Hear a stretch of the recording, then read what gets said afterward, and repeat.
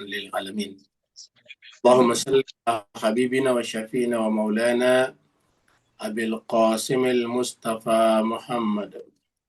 اللهم صل على محمد وآل محمد. اللهم صل على محمد اللهم صل على محمد وآل محمد وعلى آله وصحبه ومن تبعهم بإحسان إلى يوم الدين. أما بعد.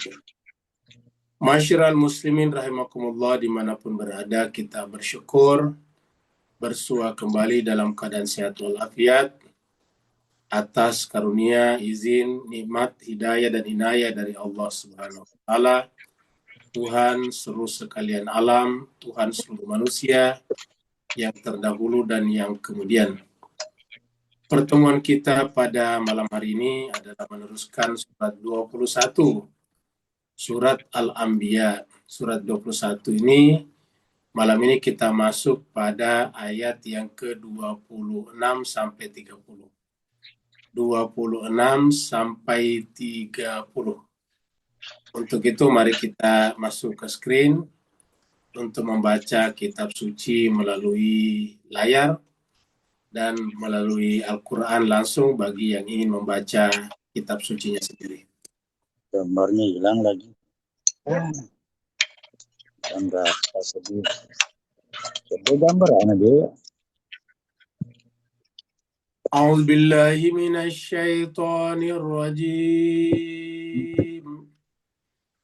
Bismillahirrahmanirrahim. A'udzu billahi minasyaitonir rajim. Bismillahirrahmanirrahim. Wa qalu ittakhadhar rahmanu walada.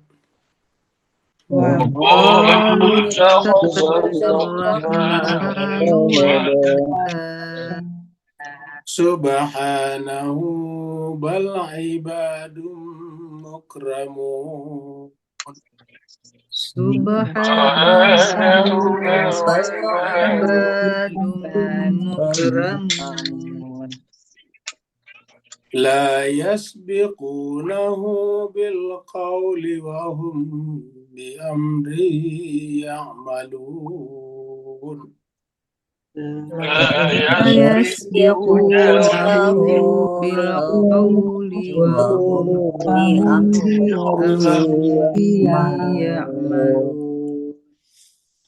Ya'lamu ma baina aydihim wa ma khalfahum wa la yashfa'un. Ya'lamu ma baina aydihim ma khalfahum wa la yashfa'un. ولا يشفعون إلا لمن ارتضى وهم من خشيته مشفقون. ولا يشفعون إلا لمن ارتضى وهم من خشيته مشفقون. ومن يقل منهم إني إله من دوني ومن يقل إني إله من دوني فذلك نجزيه جهنم كذلك نجزي الظالمين. فذلك نجزيه جهنم كذلك نجزي الظالمين. صدق الله العلي العظيم. صدق الله العظيم. اللهم صل وسلم وزد وبارك على رسول الله وآل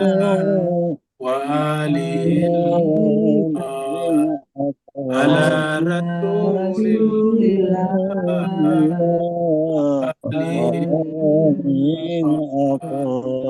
اللهم صل على محمد اللهم صل على محمد وآل محمد اللهم صل.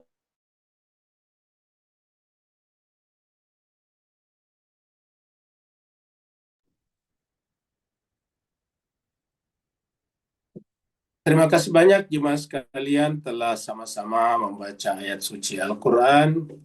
Semoga apa yang kita baca tadi menjadi asbab Allah SWT mengizinkan nanti malaikat memintakan untuk kita syafaat di hadapannya.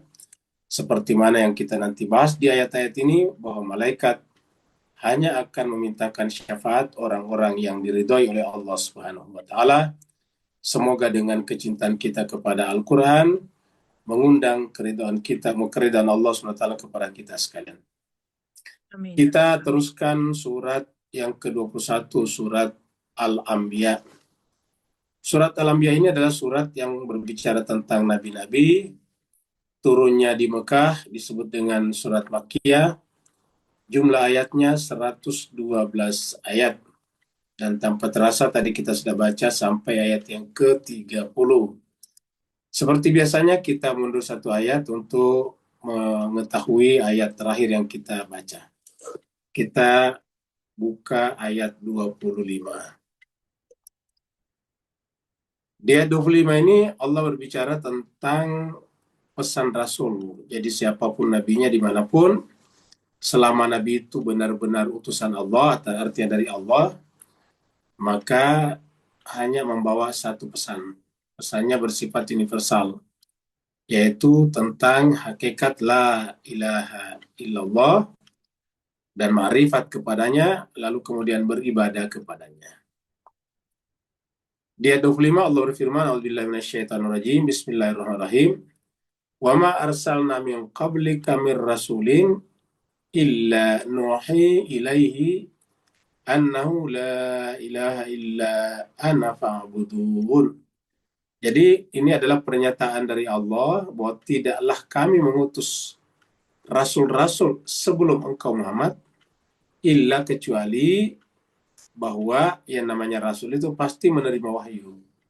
Nuhi ilaihi, kami berikan wahyu kepadanya, yang intisari daripada wahyu itu adalah la ilaha illa ana.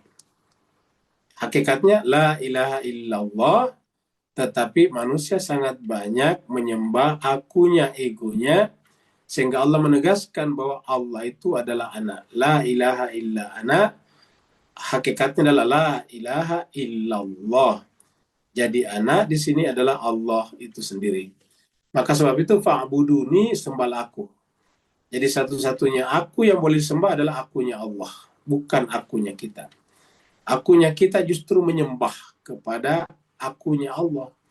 Akunya kita menyembah kepada akunya Allah bermakna aku kita harus melebur ke dalam akunya Allah Subhanahu wa Ta'ala. Kemudian ayat yang ke-26, ada yang berpendapat pada saat itu bahwa malaikat-malaikat itu adalah putra-putra Tuhan.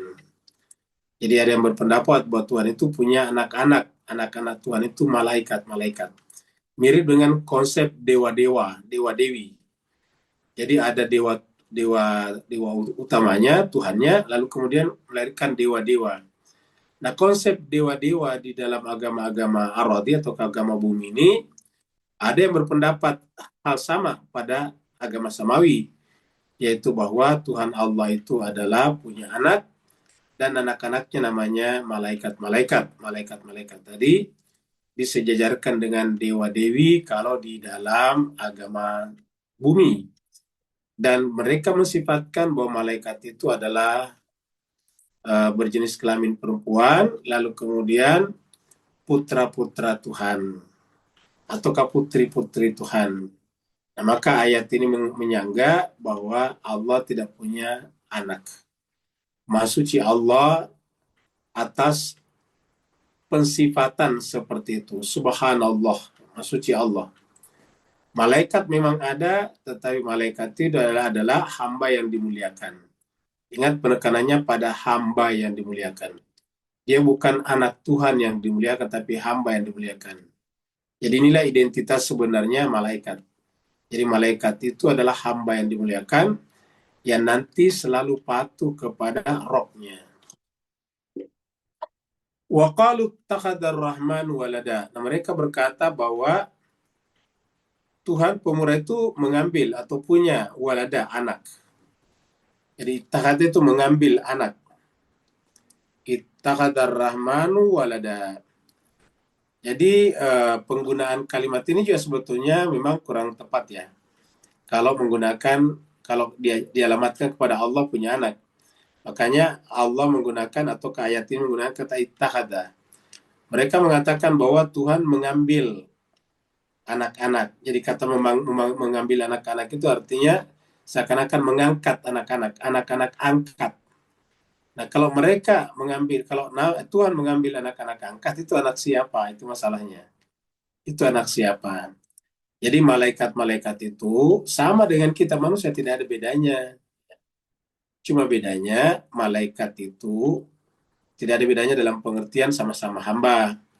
Bedanya kalau malaikat itu tidak memiliki tubuh fisik seperti kita, karena memang bukan untuk hidup di alam fisik, di alam materi. Sementara kita, karena memang diciptakan untuk hidup di alam materi, maka kita harus punya fisik yang juga mengambil sumber makanan dari alam fisik juga. Sedangkan malaikat tidak membutuhkan fisik, dan karenanya tidak memakan seperti kita. Itu intinya malaikat. Jadi dari sebab itulah, mereka yang berkata bahwa Tuhan Ar-Rahman itu mengambil anak, itu tidak benar. Kata tidak benar itu penolakannya sangat tidak benar. Makanya kata-kata subhana di sini. Jadi kata subhana di sini dipahami bahwa Allah melakukan penolakan yang sangat keras. Maha suci dia, artinya tidak mungkinlah Allah melakukan itu. Subhanahu, maha suci Allah, karena Allah tidak butuh anak, tidak butuh pembantu sebetulnya. Jadi semua asumsi kita bahwa kita perlu membantu Allah, itu sebetulnya adalah asumsi yang kita balik, asumsi terbalik. Yaitu kita yang perlu menolong diri kita dengan cara mendekatkan diri kepada Allah. Atau kita perlu menolong diri kita dengan cara menolong Allah. Jadi hakikatnya bukan Allah yang butuh ditolong, kita yang perlu menolong diri kita dengan cara menolong Allah. Maksud menolong Allah itu menyampaikan apa yang Allah kehendaki kepada seluruh manusia, kepada sesama manusia. Karena pada faktanya banyak manusia yang lupa atas jati dirinya, bahwa mereka itu sebetulnya adalah hamba-hamba Allah juga yang diciptakan di alam materi, memiliki sifat-sifat materi, yaitu lama-kelamaan menjadi lemah, dan kemudian mati, lalu kembali kepadanya. Banyak lupa dengan itu. Nah, karena banyak lupa, maka kemudian kewajiban kita untuk saling mengingatkan sesama, itu yang disebut dalam tanda petik menolong Allah. Jadi sebetulnya kata menolong Allah itu adalah menolong diri kita dengan cara menyampaikan apa yang Allah inginkan kepada manusia. Maka lahirlah ayat, siapa yang menolong Allah, Allah menolongnya. Intan surullaha yansurukum. Jika kalian menolong Allah, maksudnya menolong agama Allah, maka Allah juga akan menolong kalian. Kenapa? Karena Allah tidak butuh sama sekali. Subhanahu, maha suci Allah, bukan hanya bahwa Allah itu punya anak, tapi bahwa Allah butuh kepada makhluk, termasuk kepada ibadah kita, itu subhana.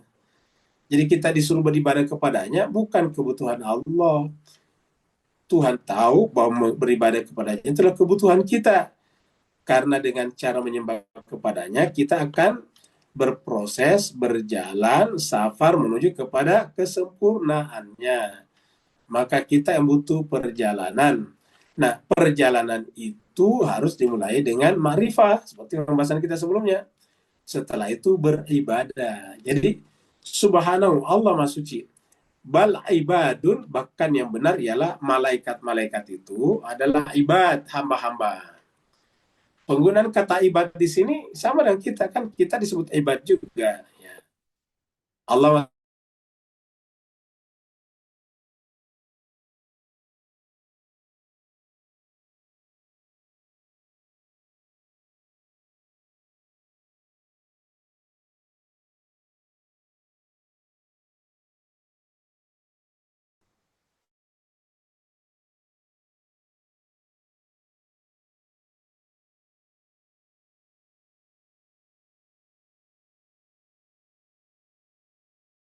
dikalahkan oleh hawa nafsunya, sehingga malaikat-malaikat ini adalah hamba-hamba Allah yang telah mampu menekan hawa nafsunya sedemikian rupa. Kenapa? Karena dia tidak butuh lagi kepada kehidupan fisik. Di bawahnya malaikat atau samanya malaikat tapi berderajat di bawah ada juga jenis malaikat dalam tanda petik yang tidak mampu melawan hawa nafsunya, yaitu jin namanya. Maka jin terbagi dua juga. Ada yang baik dan ada yang buruk. Makanya dalam kategori tasawuf, maka malaikat itu disebut jin-jin itu disebut sebagai malakutus sufla, malaikat bawah. Sedangkan malaikat yang kita kenal seperti Jibril dan sebagainya adalah malakutul a'la. Di ayat lain di sini ya. Kita lihat di surat Maryam, surat 19, ayat 88. Wa qalu ittakhadar rahman walad. Ini persis tulisannya, bedanya ialah kalau di ayat surat Al-Anbiya tadi adalah malaikat-malaikat, kalau di sini adalah menganggap Nabi Isa itu sebagai anak putra Tuhan. Jadi ada yang berpendapat bahwa Nabi Isa itu putra Tuhan. Jadi ada dua macam pendapat sekarang di sini.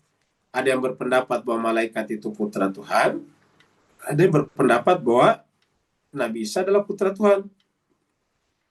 Alasannya hampir sama, yaitu kenapa malaikat disebut putra Tuhan? Karena maha suci. Kenapa Nabi Isa disebut dengan putra Tuhan? Karena suci juga dan tidak punya ayah. Karena tidak punya ayah dan terbukti kesuciannya, maka terkadang mereka menyebutnya dengan putra Tuhan.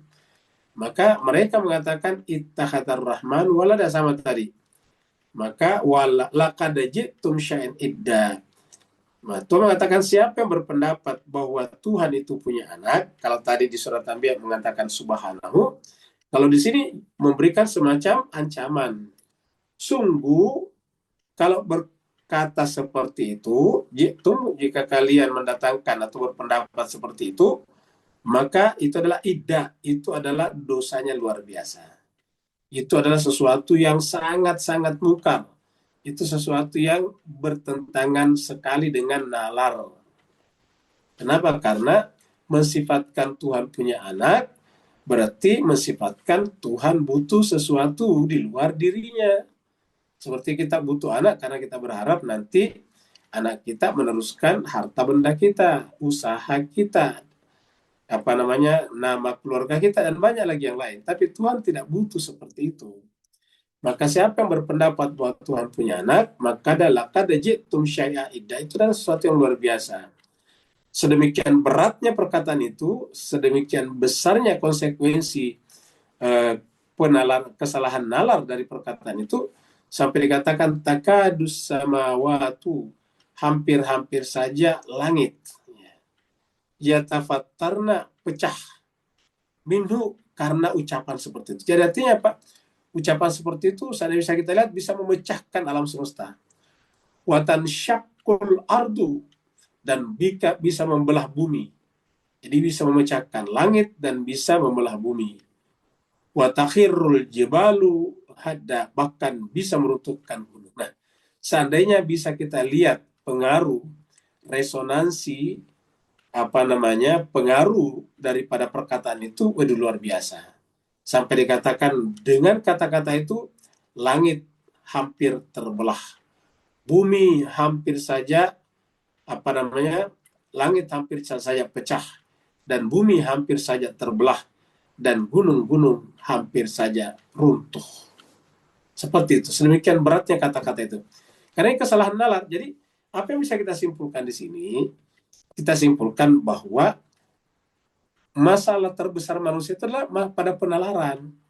Jadi kalau terjadi kesalahan penalaran pada manusia, maka konsekuensinya berat sekali. Itulah sebabnya ayat pertama turun bukan salat, bukan puasa, bukan haji, tetapi memperbaiki struktur penalaran, memperbaiki susunan berpikir, ya dengan cara belajar. Jadi semakin sering kita belajar, maka semakin membaik kita punya susunan berpikir, semakin rasional. Makanya ayat pertama turun adalah Iqra, bacalah. Karena dengan membaca itu memperbaiki struktur penalaran.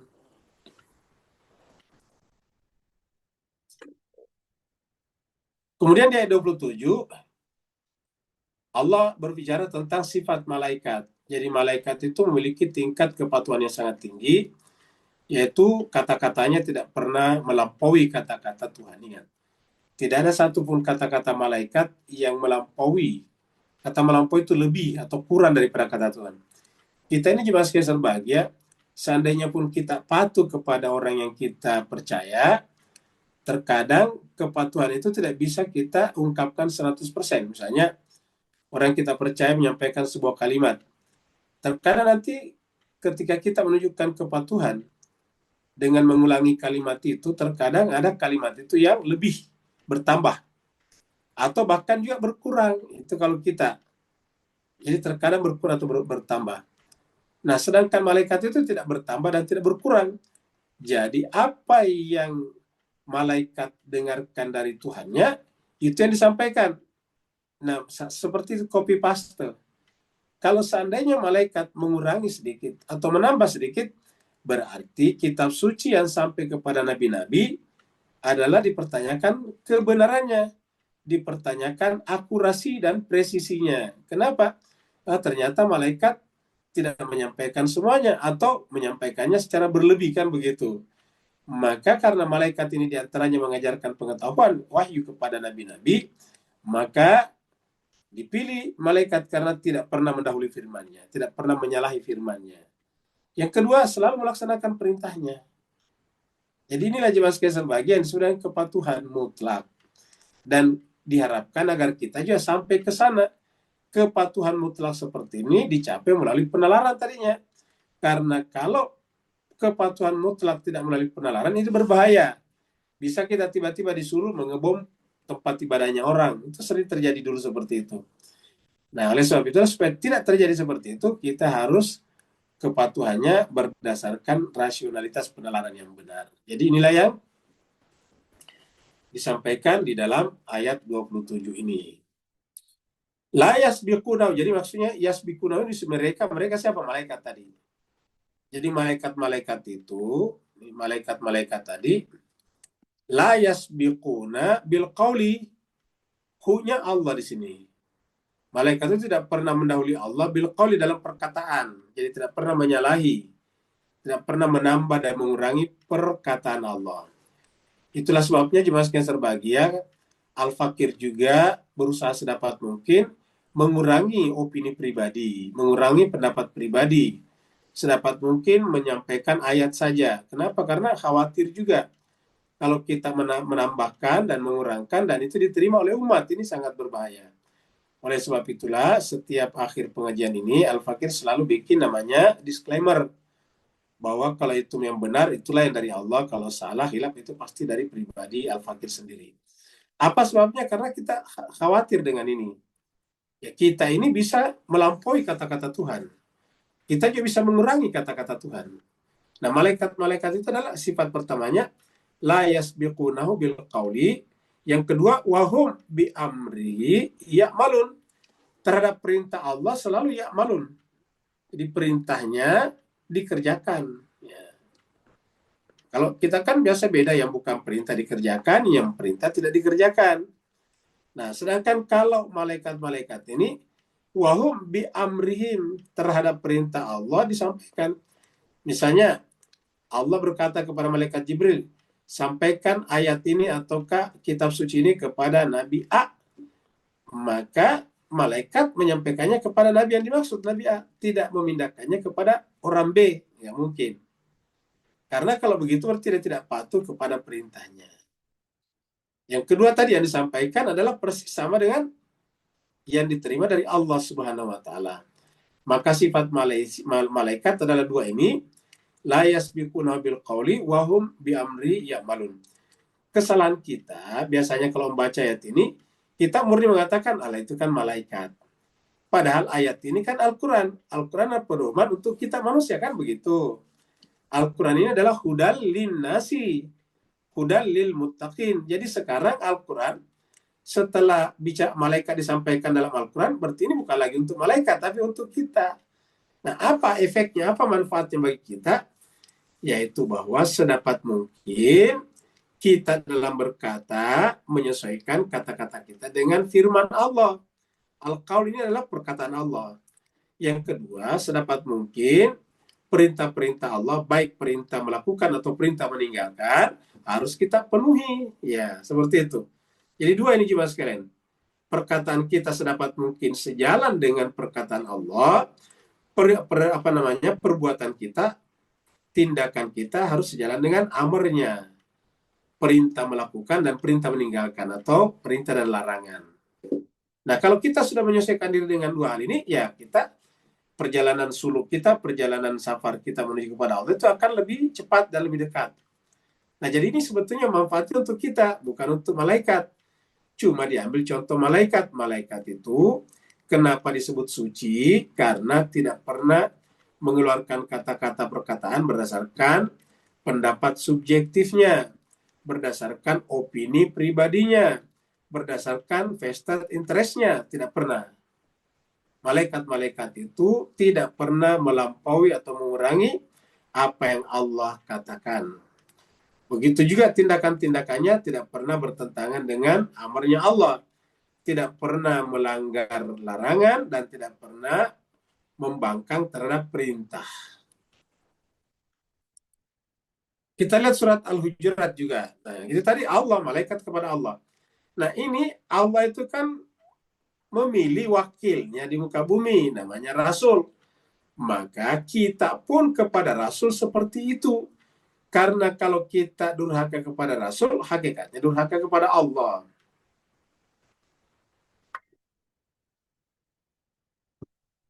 Jadi durhaka kepada Rasul, hakikatnya durhaka kepada Allah. Kenapa? Karena Rasul itu tadi sama dengan malaikat tadi itu. Kata-katanya adalah kata-kata Allah, perbuatannya perbuatan yang diperintahkan Allah. Maka di surat Al-Hujurat ayat 2 ini Allah mengatakan, ya ayyuhalladzina amanu, wahai orang-orang beriman. Yang kita panggil orang beriman sekarang. Jadi secara jelas kita orang beriman. La tarfa'u aswatakum. Jangan engkau mengangkat, meninggikan aswatakum, suara kalian. Fauqa sautin Nabi. Di atas suara Nabi. Kan sama maknanya sebetulnya. Apabila kita mengangkat suara kita lebih daripada suara Nabi, kan berarti kita seakan-akan berpendapat lebih baik, lebih pintar daripada Nabi. Itu maksudnya diangkat. Jadi janganlah lebih daripada apa yang Nabi katakan. Jadi oleh sebab itulah Nabi tidak mungkin mengatakan yang di luar daripada yang diwahyukan. Sebagaimana malaikat tadi tidak mungkin berkata di luar yang daripada yang disampaikan. Maka tidak mungkin Nabi berkata sesuatu yang bertentangan dengan kitab suci Al-Quran. Maka dari penjelasan ini kita bisa simpulkan bahwa untuk menentukan kriteria hadis yang paling tepat adalah sejalan atau tidak sejalan dengan Al-Quran. Bukan kriteria ditentukan oleh ulama A, B, C, D. Karena sekarang kita menganggap sesuatu hadis itu dianggap sahih kalau sejalan dengan ulama hadis A, B, C, D. Ini kita tiba-tiba menganggap pendapat manusia sebagai kategori tolak ukur kebenaran. Ini sangat berbahaya. Bayangkan, manusia biasa dianggap sebagai tolak ukur kebenaran. Nah, harusnya tolak ukur untuk menentukan apakah hadis itu sahih atau tidak, ya sejalan atau tidak sejalan dengan Al-Quran. Apatah lagi Al-Quran sudah mengatakan Nabi Muhammad itu tidak mungkin berkata-kata berdasarkan hawa nafsunya. Wa ma yantiqu anil hawa in huwa illa wahyun yuha. Jadi tidak mungkin Nabi berkata-kata di luar Al-Quran. Jadi ya ayyuhalladzina amanu la tarfa'u aswatakum fawqa sautin Nabi, di atas suara Nabi. Wala tajharu lahu, dan jangan juga mengeraskan suaramu kepada Nabi. Bil qaul, qaul ini perkataan. Kajahri ba'dikum li ba'din, sebagaimana kalian mengeraskan suara sebagian kepada suara lain. Kalau kita mengeraskan suara karena kita memang bisa berasumsi bahwa orang di depan kita itu salah. Jadi orang yang kita ajak berbicara itu salah, dan karena kita pikir dia salah, ya kita ingin mengatakan itu salah, terkadang dengan suara yang tinggi. Nah, kenapa? Karena kita ingin memaksakan bahwa itu salah, saya yang benar. Nah, tetapi kalau berkaitan dengan Allah dan Rasulnya ini tidak boleh. Karena asumsi kita ketika meyakini Allah adalah sempurna. Dan ketika kita meyakini atau mengimani Rasul, dia adalah utusan Allah yang sempurna. Jadi tidak mungkin keliru. Nah, dengan demikian tidak pantas kita mengangkat suara di atas suara Nabi, sebagaimana kita bersuara keras satu sama lain. Apa sebabnya? Antah bata amalukum. Jadi ini fatal jemaah sekalian. Apabila kita mengeluarkan perkataan, pendapat, opini di luar atau melampaui opini daripada Nabi dan Al-Quran, maka amal-amal perbuatan kita terancam terhapus, batal. Antah bata a'malukum wa antum la tashurun, sementara kalian semuanya menyadari. Saya tahu bahwa yang namanya Rasul utusan Allah, yang namanya Allah Maha sempurna, maka utusannya juga pasti manusia sempurna yang dipilih.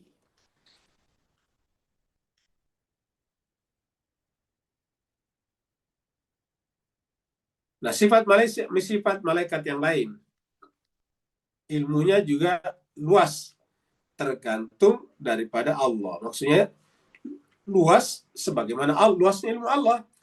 Jadi apa saja yang Allah inginkan kepada malaikat, diberikan ilmunya untuk disampaikan kepada manusia, kepada Nabi dan Rasul.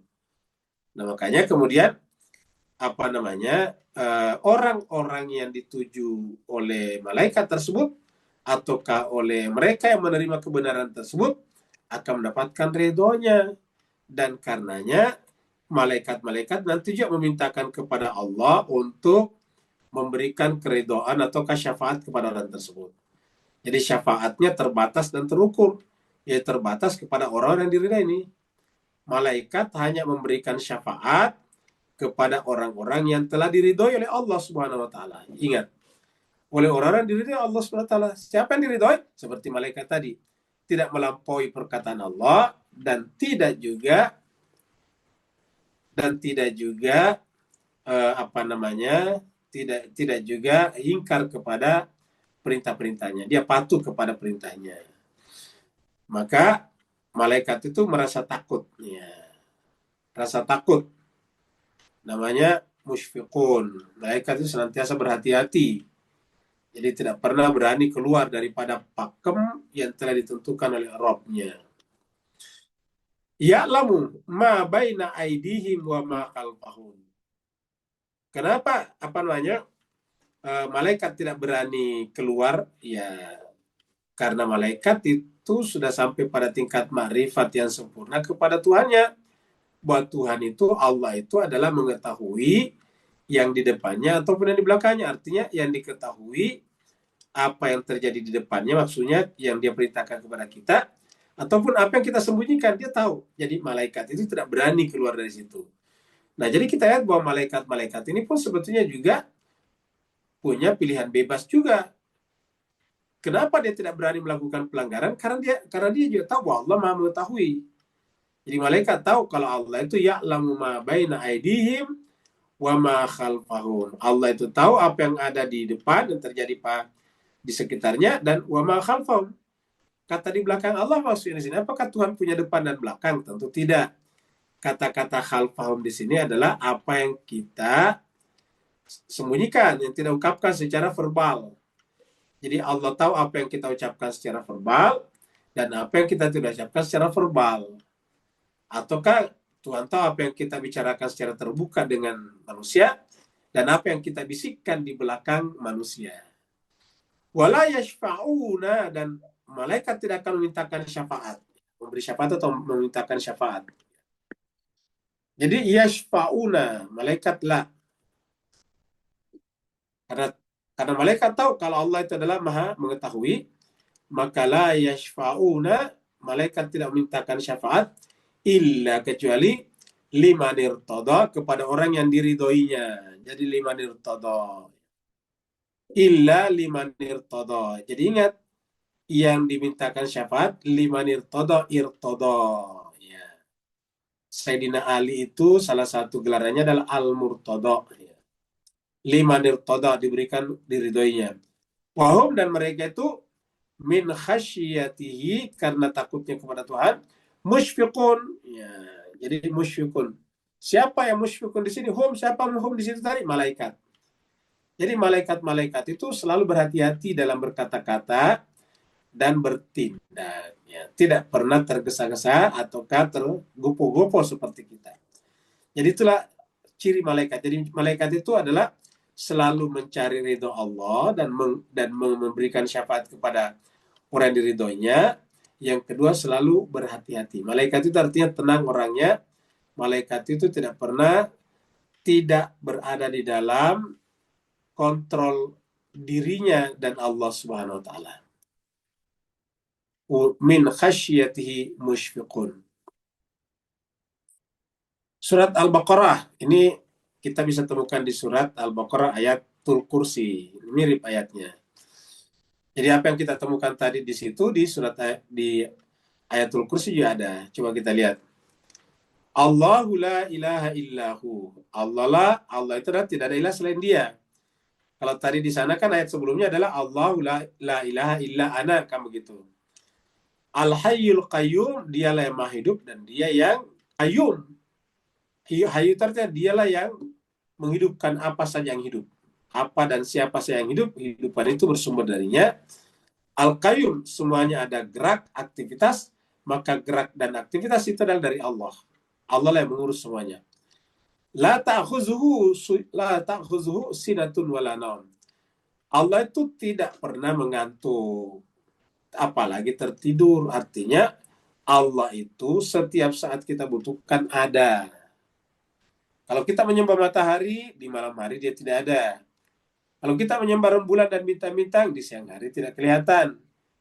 Nah, kalau kita menyembah Allah, kapan saja, di mana saja, karena la ta'khuzuhu sinatun wala naum. Lahu ma fis samawati wa fil ard. Kepunyaan Allah lah apa saja yang ada di langit dan apa yang ada di bumi. Lahu ma fis samawati wa fil ard. Kepunyaan Allah yang ada di langit dan di bumi. Man dzalladzi yashfa'u indahu illa biiznillah. Lalu siapa lagi yang bisa memberikan syafaat di sisinya? Atau tidak akan ada, kita artinya tidak ada, karena ini ilah. Tidak akan ada yang bisa memberikan syafaat di sisinya, illa kecuali biizni, atas izin Allah. Jadi, yang bisa memberikan syafaat itu adalah orang yang mendapatkan izin Allah. Tidak semua orang, yaitu nabi-nabi, rasul-rasul, dan pengganti nabi yang suci. Ya'lamu ma baina aydihim wa ma khalfahum. Allah itu mengetahui apa yang ada di depan dan apa yang ada di belakang kita. Wala yuhituna bi syai'in min ilmihi, dan tidak ada yang bisa menjangkau pengetahuan Allah. Kita ini tidak bisa menjangkau. Yuhit itu meliputi ya, ilmunya. Illa bima syaa, kecuali yang dikehendaki. Artinya tidak ada yang bisa menjangkau seluruh ilmu Tuhan kecuali orang yang Allah kehendaki. Artinya Allah memberikan ilmu itu kepada orang tersebut.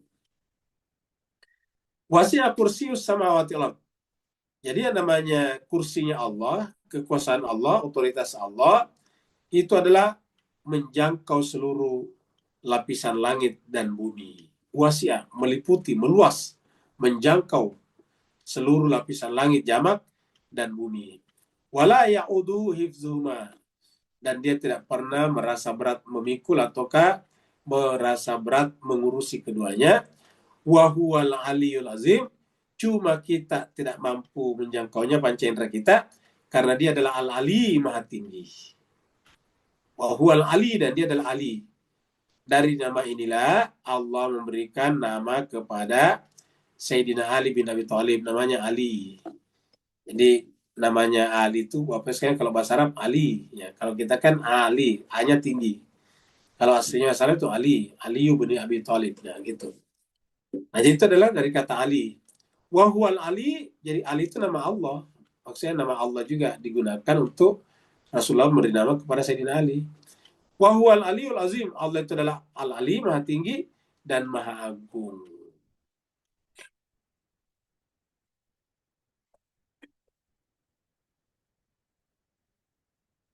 Peringatan keras kepada mereka yang mengaku sebagai Tuhan.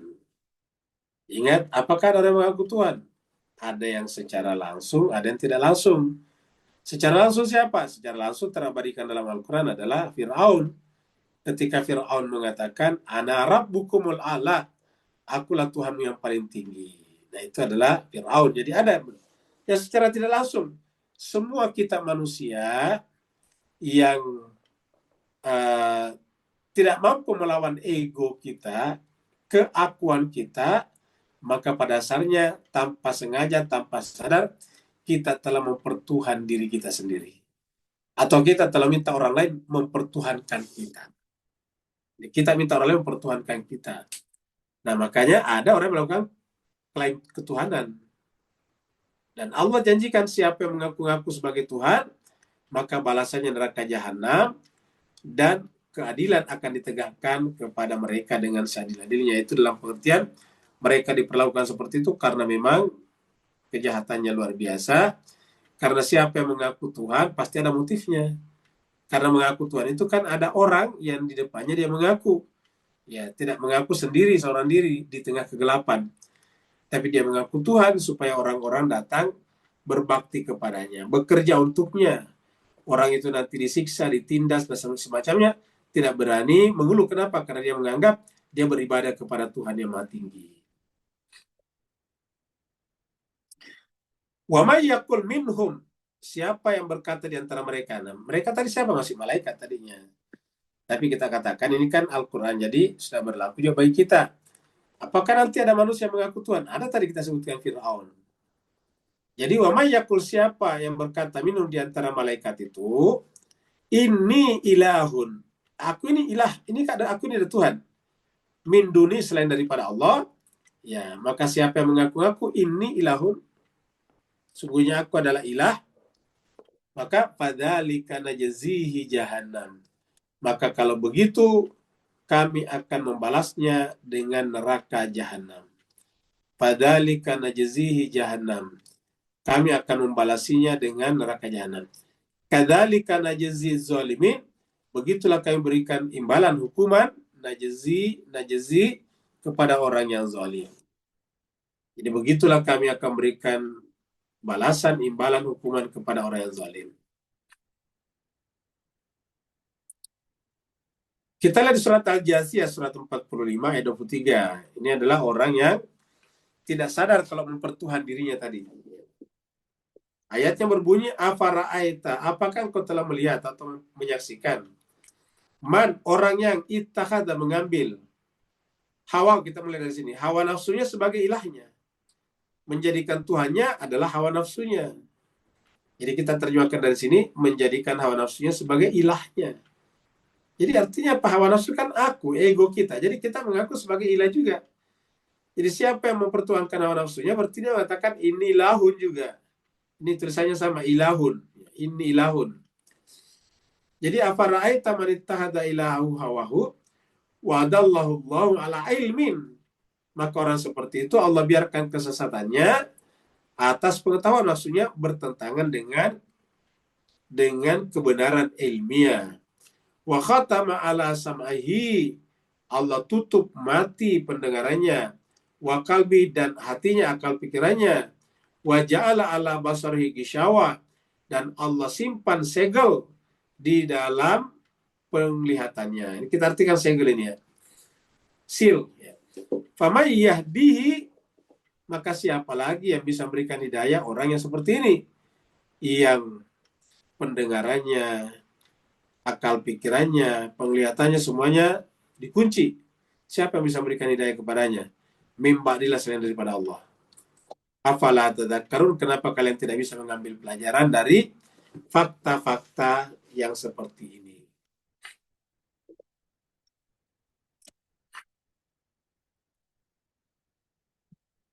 Kemudian di ayat terakhir ini Allah berbicara tentang asal-usul alam semesta. Jadi berbicara tentang malaikat, terus kemudian berbicara tentang asal-usul alam semesta. Seakan-akan Allah berkata begini, malaikat itu jauh lebih duluan daripada alam semesta. Jadi sebelum alam semesta ini ada, malaikat sudah ada. Dan ini masuk akal. Karena alam semesta ini kan materi, sedangkan malaikat itu bukan materi. Ya, dengan demikian malaikat lebih tua daripada alam semesta. Jadi sudah ada malaikat, baru Allah berkata, wahai malaikat, saya ingin menciptakan manusia di muka bumi. Ini ja'ilun fil ardi khalifah. Artinya apa? Saya akan menjadikan alam yang di dalamnya itu ada tempat tinggal bumi, di situ akan ada manusia. Manusia itu saya ciptakan di sana untuk menjadi khalifah di alam semesta. Nah, jadi itu yang pernyataannya. Nah, tapi intinya adalah berarti berdasarkan ayat ini alam semesta itu tadinya tidak ada. Bagaimana cara mengada? Ya dia dari satu. Tadinya satu, lalu kemudian terpisah, terbelah seperti di sini. Ya, menjadi terbelah. Langit dan bumi tadinya nyatu. Ya. Setelah terbelah lahirlah bumi, katakanlah ini bumi atau ini bumi, lalu Allah turunkan air di sana. Lalu kemudian lahirlah kehidupan. Jadi dari air inilah muncul kehidupan, ini dari air muncul semua nih. Ya. Hewan-hewan laut muncul. Dari lautan, dari air, kemudian ke daratan.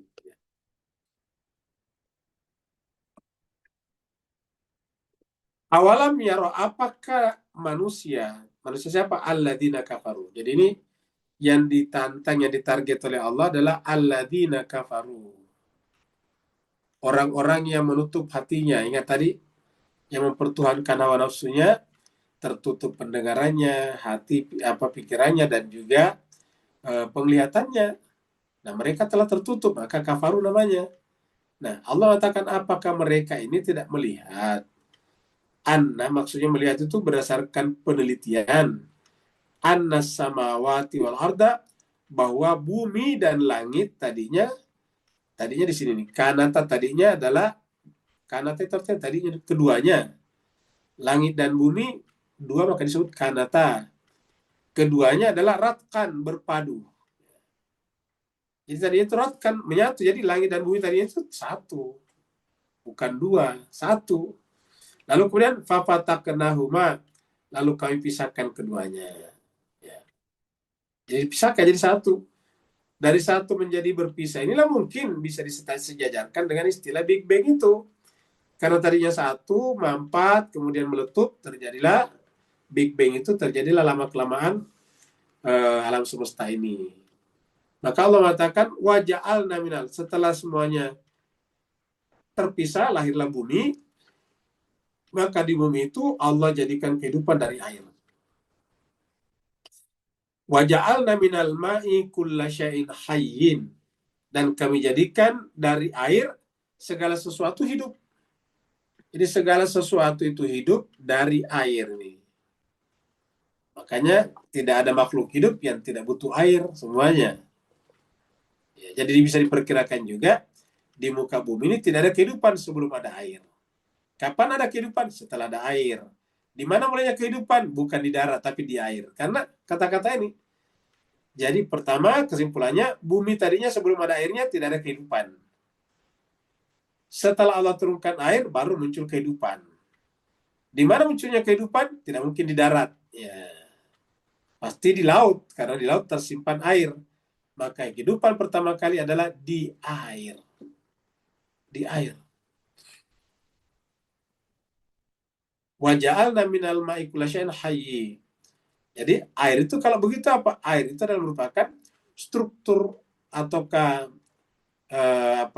unsur paling penting di dalam kehidupan. Jadi air adalah unsur paling penting dalam kehidupan. Waja'alna minal ma'i kulla syai'in hayy. Afala yu'minun, kenapa mereka tidak beriman? Afala yu'minun, kenapa mereka tidak beriman? Kenapa mereka tidak beriman? Siapa mereka di sini? Kembali ke atas tadi sini. Kenapa mereka ini tidak beriman? Bahwa alam semesta ini tadinya tidak ada. Jadi cuma sekian terbaik kalau ada yang mengatakan bahwa Tuhan tidak ada, itu harus membuktikannya. Kalau kita mengatakan Tuhan ada, ya tidak perlu dibuktikan. Karena alam semesta ini adalah bukti dengan sendirinya. Namanya self-proven. Jadi alam semesta ini adalah self-proven atas adanya Allah, adanya Tuhan. Kita lihat dalam surat Az-Zariyat. Jadi kalau di sini tadi berbicara, katakanlah kita anggap ini sebagai Big Bang ya. Karena tadinya rakam menyatu, baru kemudian terpisah, maka di ayat berikut ini, di surat Az-Zariyat ini, surat 51 ayat 47, kemudian meluas.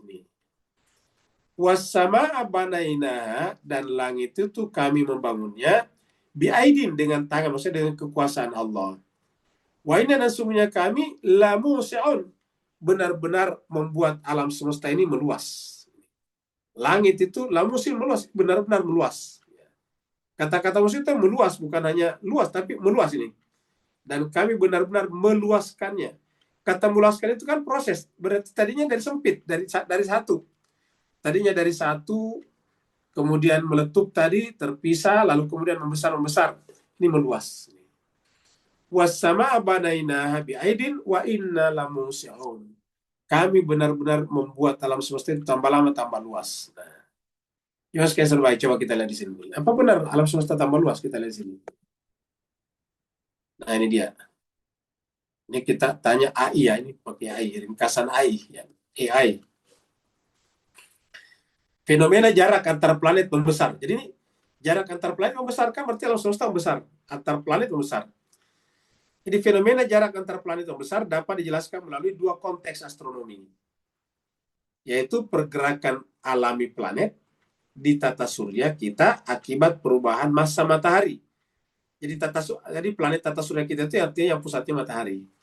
Nah, karena massa matahari itu mengalami perubahan dan perluasan ruang lingkup alam semesta itu sendiri. Jadi perubahan massa matahari. Kenapa? Karena matahari itu kan membakar dirinya terus-menerus. Jadi energinya berkurang.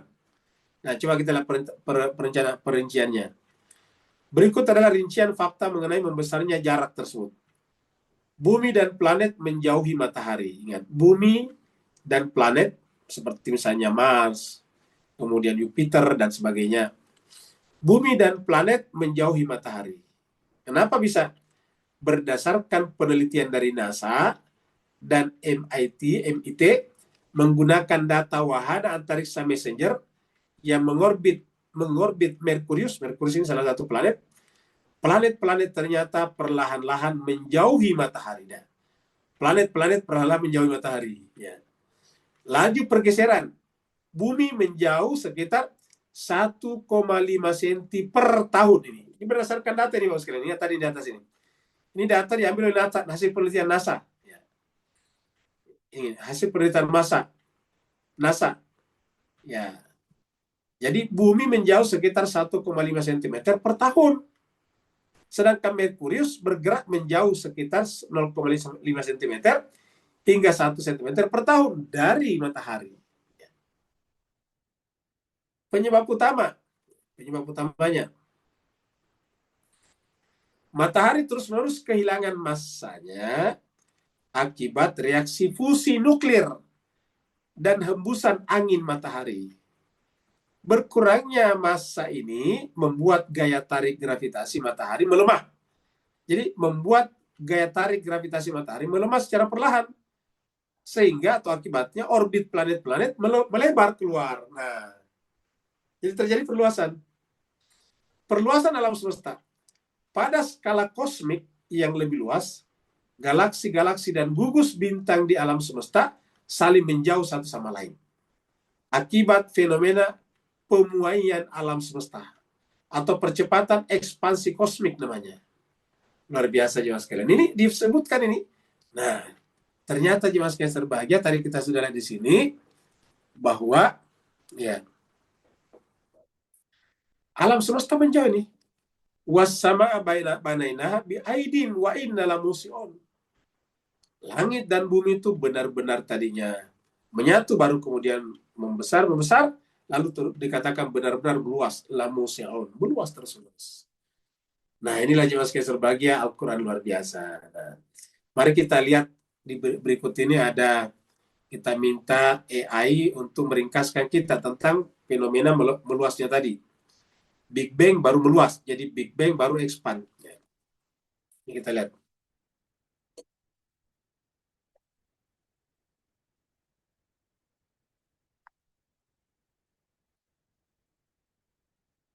Jadi ini juga sekalian hasil penelitian ini ya. Jadi sejarah alam semesta. sejarah alam semesta, kronologi evolusi kosmik. Jadi kronologi evolusi kosmik. Ini di atas jangan baca dulu.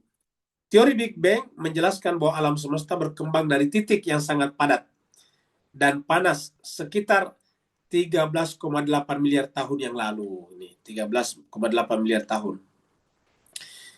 Infografis ini merangkum langkah-langkah kunci mulai dari ledakan awal, pendinginan suhu hingga terbentuknya bintang dan galaksi pertama. Jadi ingat, 13,8 miliar tahun umurnya alam semesta kita ini. Estimasi waktu dimulainya singularitas, ini singularitas di sini, berdasarkan pengukuran laju ekspansi. Ingat, laju ekspansi. Ekspansi tadi apa?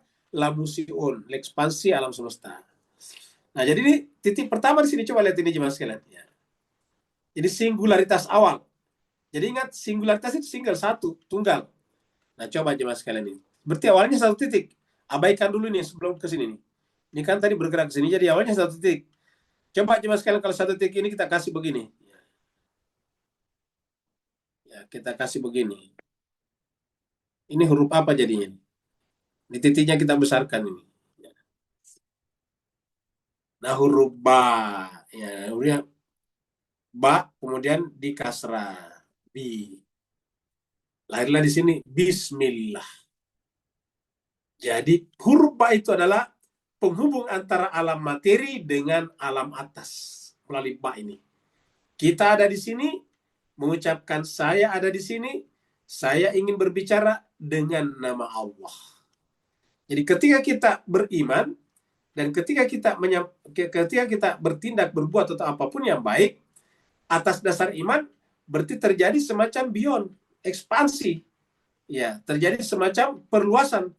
Kembali mundur ke sini dan baru masuk ke titik ba untuk keluar, yaitu masuk ke alam non materi. Karena kita anggap ini alam materi ke sini. Ya. Jadi kita membaca Bismillah itu artinya keluar dari sini, beyond, melampaui.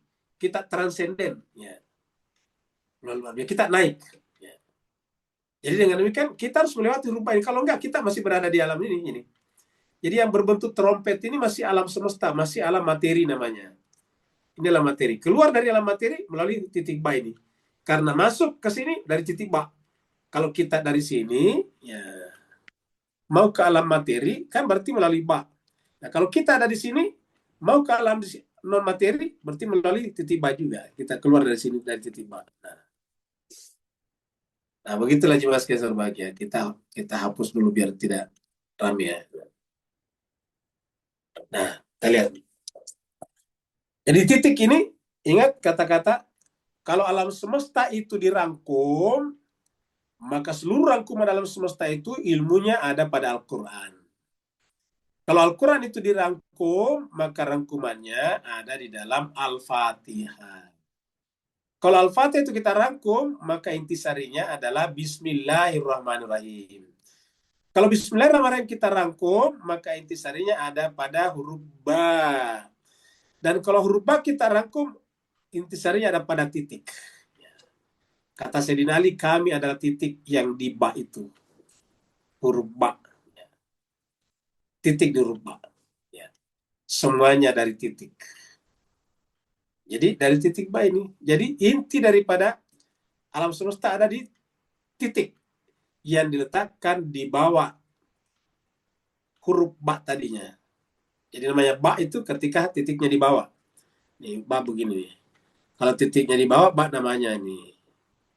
Kalau titiknya di atas, nun namanya. Ya. Kalau titiknya di atas, di bawah 2, bukan 1, ya namanya. Ini bukan 1, bukan 2, ya ini apa? Bukan 2 ini cuma 1. Jadi ya. Kalau titiknya di atas 2, tak namanya. Titiknya 3, tak namanya. Nah begitu. Jadi hanya satu kemungkinan, yaitu satu titik di bawah. Dan melalui huruf ba inilah kita berhubungan dengan Ismullah. Bismillah. Bismillahirrahmanirrahim. Dan inilah perintah kita membaca dari sini. Iqra bismi rabbika. Nah, jadi ini singularitas awal di sini. Jadi singularitas awal. Kapan munculnya ini titik? 13,8 miliar tahun yang lalu. Terjadilah ledakan besar di sini pada kira-kira 10 pangkat minus 37 detik, ya, maka terjadilah yang disebut dengan Big Bang tadi, yaitu inflasi kosmik dimulai. Inflasi karena ledakan sudah muncul. Inflasi kosmik sudah dimulai, ukuran alam semesta tumbuh secara eksponensial. Ingat, eksponensial. Ukuran alam semesta tumbuh secara eksponensial, begini, eksponensial ke atas ini, besar. Ya. Kemudian lahirlah di sini nukleosintesis Big Bang di sini nih. Ya. Kemudian pembentukan struktur, pembentukan materi dan struktur. Kemudian di sini, ya ini perhatikan ini, kemudian ini 380.000 tahun. Nih. Jadi ini masih dekat ini, 380 tahun umurnya alam semesta. Terbentuklah tadi Big Bang sini, apa namanya, nukleosintesis Big Bang, bukan Big Bang, nukleus, BP-nya di sini tadi. Kemudian di sini era rekombinasi atau cahaya pertama. Ya. Kemudian pada 400 juta tahun setelah singularitas, pembentukan bintang dan galaksi. Jadi bintang dan galaksi sudah mulai terbentuk pada 400 juta tahun setelah ledakan pertama di sini. Begitu seterusnya meluas di sini sampai kita sekarang terbentuklah di sini planet-planet. Ya. Itulah yang dikatakan tadi di dalam surat Anbiya ayat 30. Bumi dan langit tadinya adalah satu. Lalu kemudian kami pisahkan keduanya. Baru surat Zariyat mengatakan bahwa alam semesta ini meluas terus-menerus. Lamusiun ini lihat gambarnya meluas. Dari sini meluas ke sini, dari sini meluas ke sini, ya, atas. Dan berdasarkan tadi kita lihat hasil penelitian NASA juga meluas terus-menerus. Sekarang kita lihat hadis. Jadi kita lihat tadi, makanya Al-Quran itu adalah mukjizat yang luar biasa. Bayangkan, ilmu pengetahuan baru sekarang menjelaskan Big Bang, expanding universe, dan sebagainya. Tapi Al-Quran sudah berbicara tentang kosmologi yang sangat-sangat indah. Sejak 1400 tahun yang lalu. Sekarang kita ada hadis yang kita kasih judul mencintai sesama karena Allah. Jadi ini adalah hadis dari Nabi nih. Dari Nabi SAW. Jadi dari Nabi SAW, anna rajulan, bahwa ada seseorang, zara akhalahu, Sara mengunjungi, Zara itu mengunjungi, menziarahi saudaranya. Maksud saudara sini temannya, sahabatnya. Fi qaryatin ukhra, di desa yang lain. Farsadallahu lahu ala madrajatihi malakan. Lalu Allah mengutus kepadanya seorang malaikat, satu malaikat, ya, bukan seorang, satu malaikat. Falamma ata'alahi, maka tatkala malaikat itu berbentuk manusia dan mendatangi orang yang berjalan tadi ke desa yang lain, desa tetangga, qala, malaikat berkata kepada orang yang berjalan, aina turidu, kamu mau kemana? Kira-kira gitu lah. Aina turidu, mau kemana? Qala, orang itu berkata, uridu akhan li fi hadhil qaryah. Saya ingin mengunjungi saudara saya di negeri ini, maksudnya menunjuk yang akan dimasuki. Fi hadhil qaryah, di negeri ataukah di desa ini. Qala, malaikat bertanya lagi, hallaka alaihi min ni'matin tarbuha. Apakah engkau mendapatkan keuntungan dalam mengunjunginya? Maksudnya, apakah ada keuntungan material atau keuntungan menyenangkan yang kamu mengunjunginya, nikmat ya, yang kamu kunjungi? Kalau bahasa kitanya ya, apa untungnya kamu mengunjunginya? Kira-kira gitu. Apa untungnya mengunjunginya? Pala, orang itu mengatakan, la gairah, tidak ada untungnya. La gairah, tidak ada sama sekali. Jadi kita artikan la gairah, tidak ada sama sekali. Anni ahbabtuhu fillah. Saya mengunjunginya semata-mata karena saya mencintainya karena Allah. Anni ahbabtuhu fillah. Saya mengunjunginya karena semata-mata aku mencintainya karena Allah. Atau di jalan Allah. Fillahi azza wa jal. Qala, maka malaikat berkata, memperkenalkan diri. Fa inni Rasulullah. Saya ini adalah Rasulullah ilaika, kepada kamu. Bi anna Allah, karena sungguhnya Allah, qad ahabbaka, karena sungguhnya Allah mencintai kamu, kama ahbabtahu fi, sebagaimana engkau mencintai saudaramu. Jadi siapa mencintai saudaranya sesama tanpa kepentingan, tanpa interest, tanpa untung rugi, maka Allah juga akan mencintainya. Berdasarkan hadis ini. Hadis riwayat Imam Muslim nomor 4656. Jadi mencintainya tanpa untung rugi, tanpa interest, tanpa kepentingan. Jadi itulah tadi cinta malaikat ya. Jadi malaikat itu tadi diutus oleh Allah untuk menyampaikan kepada orang itu. Ya tentu itu riwayat yang bisa memberikan pelajaran yang baik-baik kita. Kemudian berikutnya lagi kita kasih judul perintah menjaga kesucian air. Oh, kenapa? Karena tadi kan dikatakan bahwa Allah menciptakan segala sesuatunya kan dari air. Ya. Allah menciptakan alam semesta tadinya satu padu, lalu kemudian dipisahkan, lalu kemudian diciptakanlah alam semesta kehidupan dari air. Nah, ini dari mana nih? Dari Abu Hurairah anin Nabi Sallallahu Alaihi Wasallam, dari Nabi Sallallahu Alaihi Wasallam bersabda. Jadi Nabi bersabda, la yabulanna ahadukum. Ini kita artikan jangan sama sekali, karena ini la-nya ada nun taukid di belakangnya. Jangan sama sekali salah seorang di antara kalian kencing. Kalau bahasa halusnya pipis, cuma mungkin di kita di Malaysia, Singapura biasanya nggak tahu pipis ya. Jadi janganlah salah seorang di antara kalian kencing. Ya. Di mana?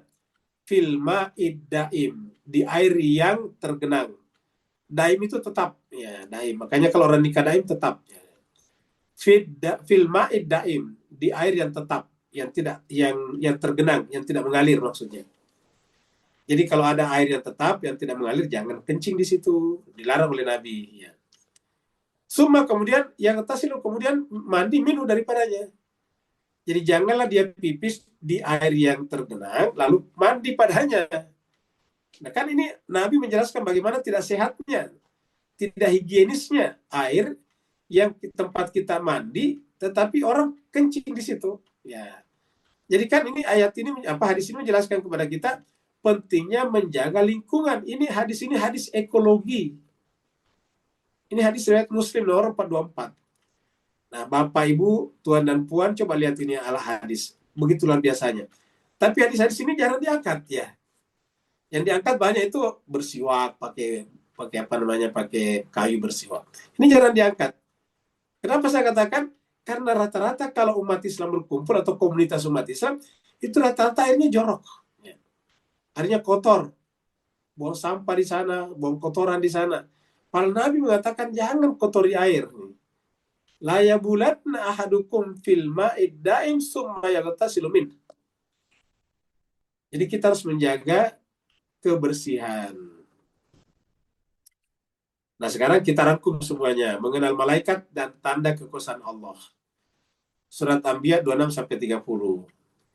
Jati diri malaikat yaitu hamba yang dimuliakan ini. Malaikat adalah hamba yang dimuliakan. Bukan anak Tuhan. Ingat, bukan anak Tuhan. Jadi malaikat itu diilustrasikan ada sayapnya. Karena di Quran juga dibayangkan begitu, punya sayap ya. Kemudian malaikat itu memiliki ketatan mutlak, tanpa bantahan. Kemudian berikan syafaat hanya dengan izin Allah kepada yang diridhoinya.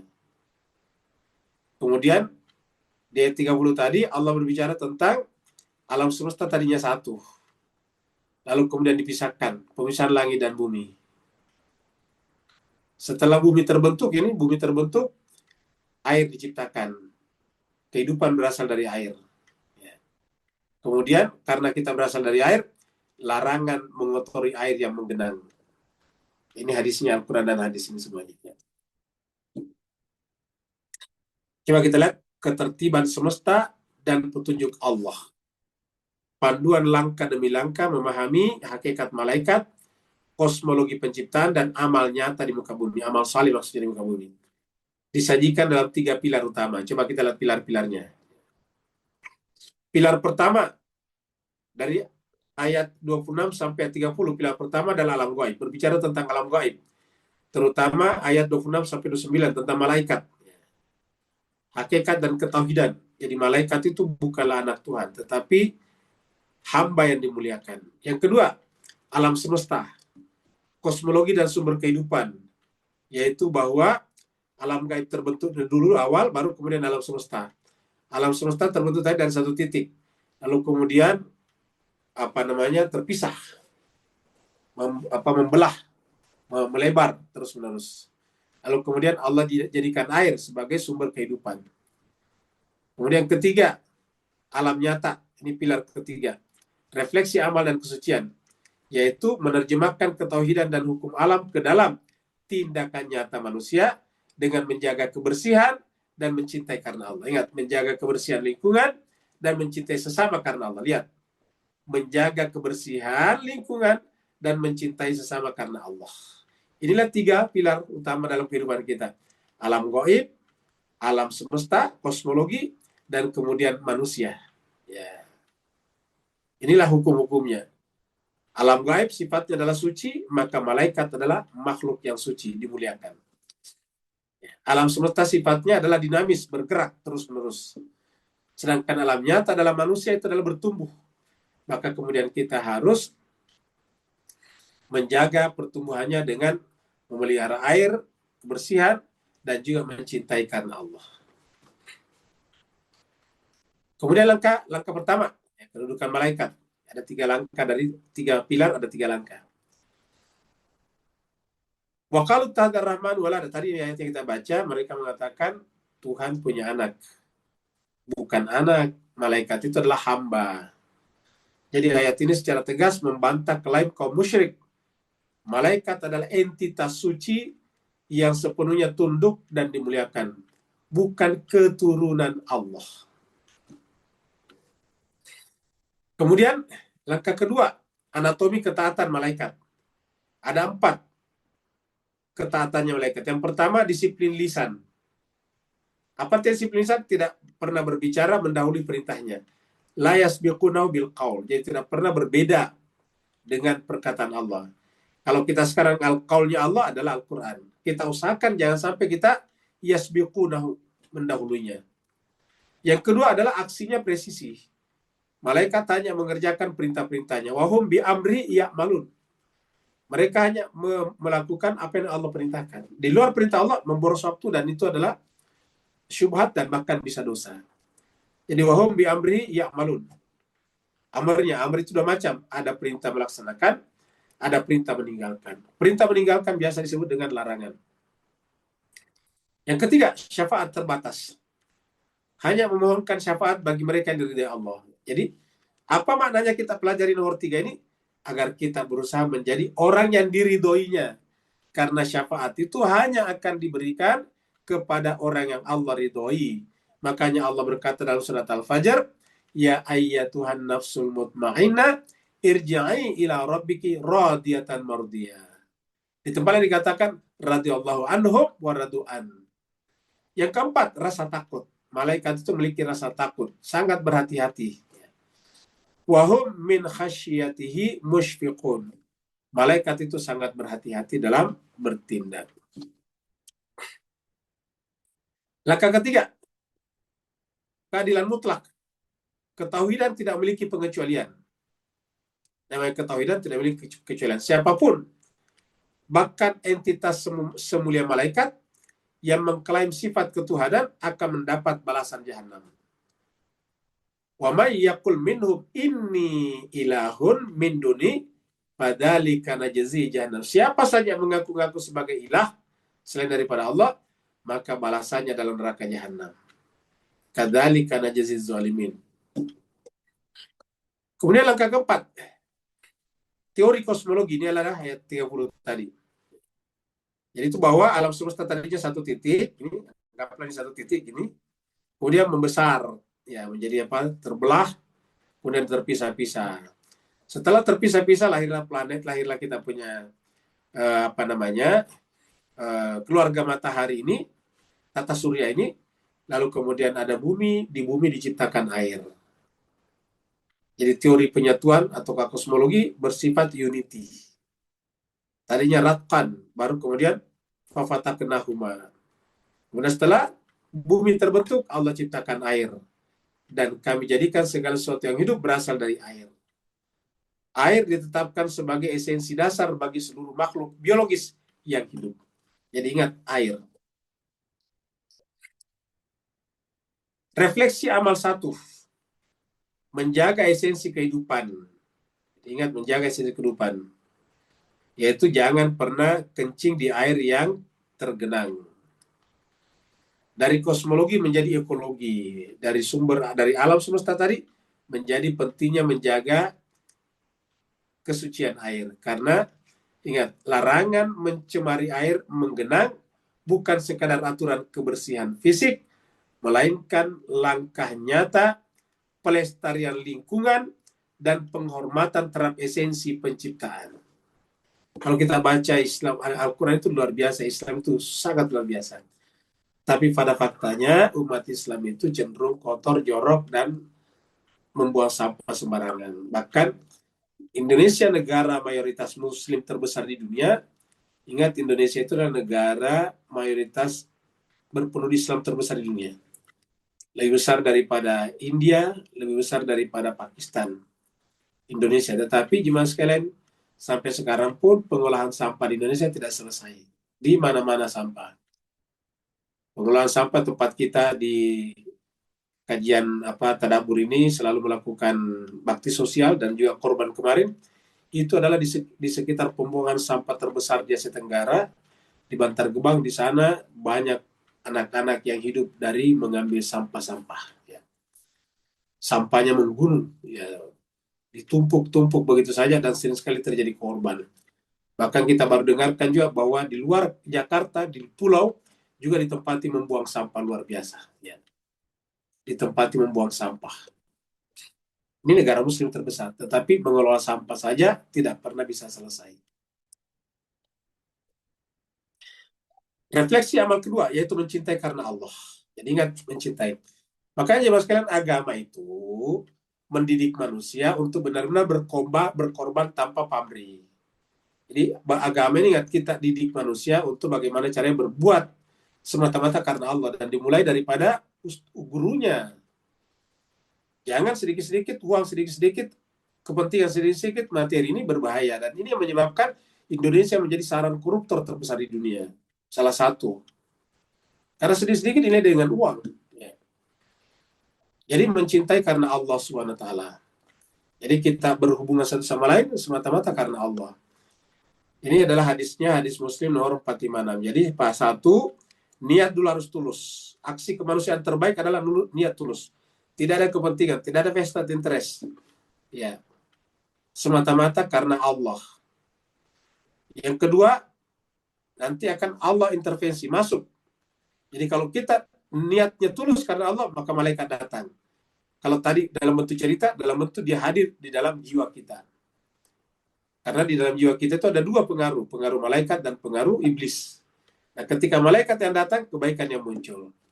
Yang ketiga, balasan ilahi, yaitu tadi berhak mendapatkan nanti syafaat karena dia dicintai Allah. Allah mencintai seseorang yang mencintai saudaranya karena Allah. Jadi ingat, Allah mencintai seseorang yang mencintai saudaranya sesamanya karena Allah semata. Kesimpulan, integrasi iman dan amal. Pertama, 26-29 tadi, surat Anbiya, dimensi teologi tentang alam gaib. Mengakui batas hamba, termasuk malaikat, dan ketundukan mutlak kepada keesaan Allah. Artinya bahwa kita semua termasuk malaikat adalah hamba. Inilah ketauhidan murni. Kemudian dimensi semesta, kosmologi. Merenungi penciptaan, pemisahan langit, bumi, dan air sebagai sumber kehidupan. Melahirkan kesadaran sains dan pelestarian lingkungan alam. Jadi melahirkan kesadaran sains. Jadi aslinya orang Islam itu paling tinggi kesadaran sainsnya ini. Kesadaran sains dan pelestarian alam. Yang ketiga, dimensi manusia, dimensi humanistik. Kalau ini kosmologi, ini adalah humanologi. Ya. Ini teologi, kosmologi, humanologi. Alam nyata, yaitu menjaga kesucian air dan membangun persaudaraan yang tulus, spiritual, tanpa pamrih. Akhlak mulia dan harmoni sosial. Ingat, akhlak mulia dan harmoni sosial. Apabila hubungan satu sama lain adalah karena kepentingan, ya kalau istilah bahasa Jermannya, wanipiro, maka selalu tidak akan ada harmoni sosial. Harmoni sosial akan ada selama ada wanipironya. Jadi dengan demikian jiwa sekalian terbahagia, akhlak mulia dan harmoni sosial bisa tercipta kalau dimulai dari sini tadi. membangun persaudaraan tulus secara spiritual. Saya kira inilah jemaah sekalian pembahasan kita pada malam hari ini. Semoga bermanfaat. Kalau benar dari Allah Subhanahu wa taala, dari Al-Qur'an. Tapi kalau ada salah, khilaf, melampaui batas, maka itu adalah murni kehilafan, kebodohan, dan perbuatan yang melampaui batas dari Al-Fakir. Mohon dimaafkan. Yang mau bertanya, dipersilakan. Assalamualaikum Ustaz. Tanya Pak Ustaz. Waalaikumsalam warahmatullahi wabarakatuh. Silakan Pak Nur. Alhamdulillah barakallahu azim di mansibati mubarak. Ya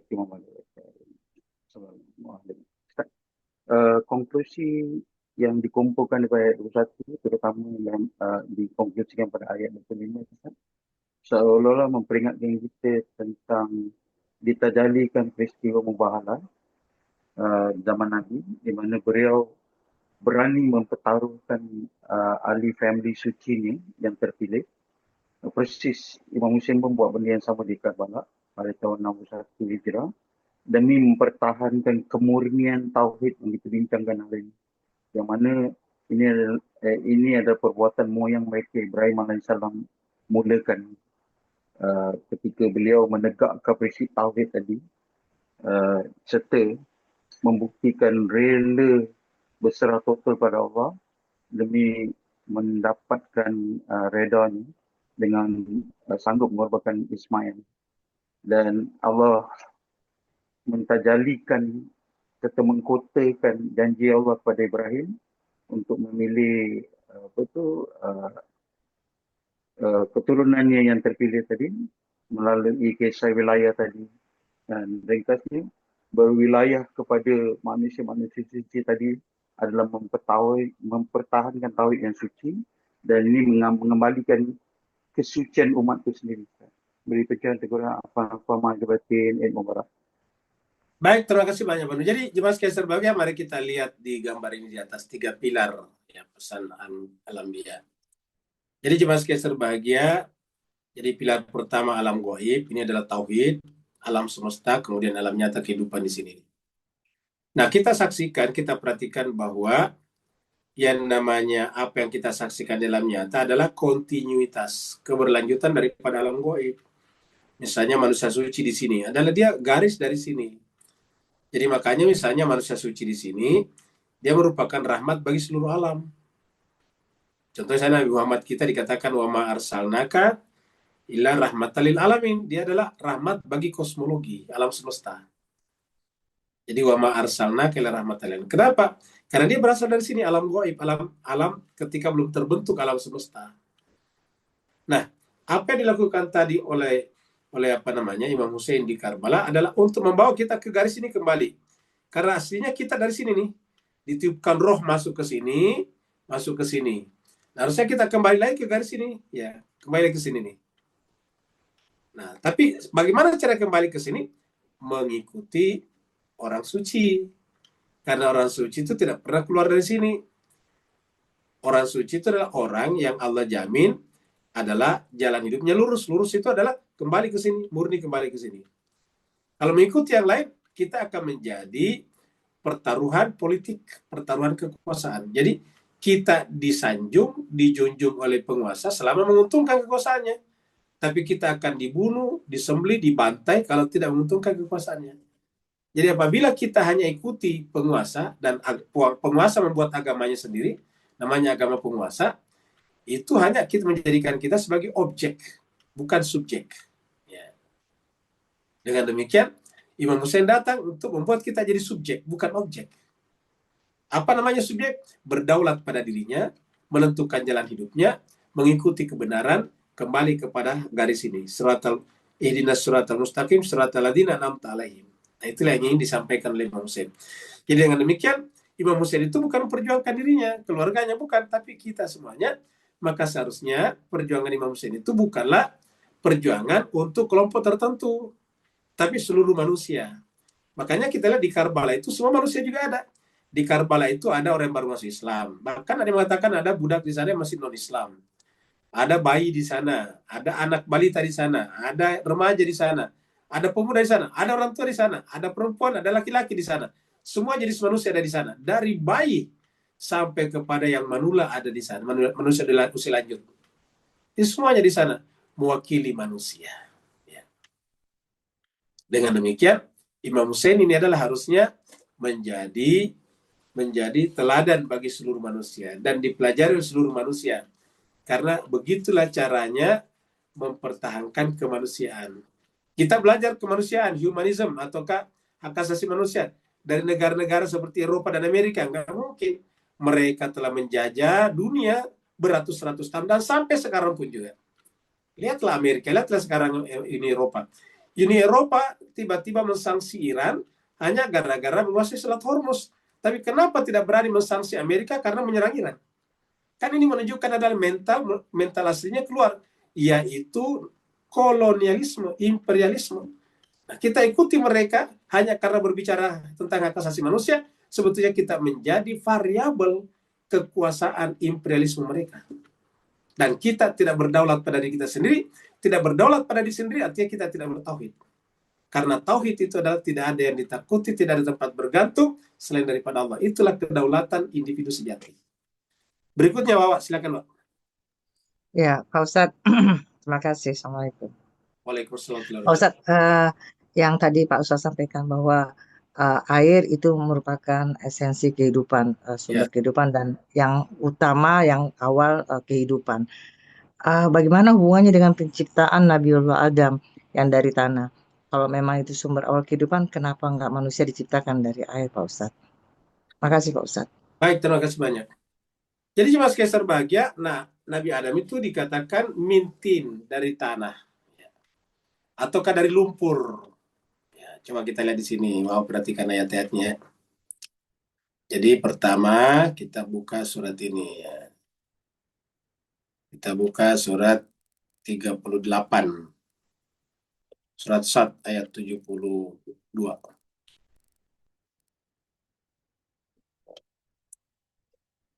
71 ya. Allah berfirman, "Idz qala rabbuka", ingatlah tatkala Tuhanmu berfirman lil malaikat kepada malaikat, "Inni khaliqun basyaran", aku menciptakan bashar, yaitu Adam. Ya, karena khaliqun itu menciptakan di awal itu berarti Adam. Dari mana mintin? Dari tanah. Oh, tadi kok bukan dari air. Apa itu tanah dalam bahasa Arab?